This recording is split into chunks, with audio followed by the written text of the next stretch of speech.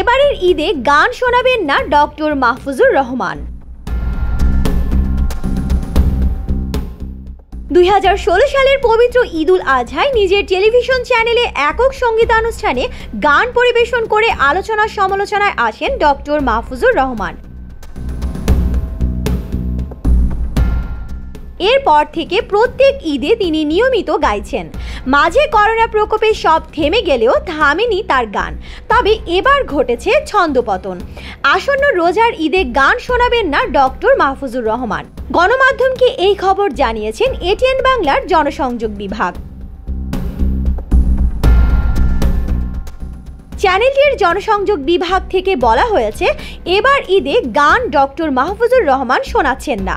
তিনি শারীরিকভাবে কিছুটা অসুস্থতা ও ব্যস্ততার কারণেই এমন সিদ্ধান্ত। শেষ ঈদে 2 ভাষায় গান শুনিয়েছিলেন মাহফুজুর রহমান।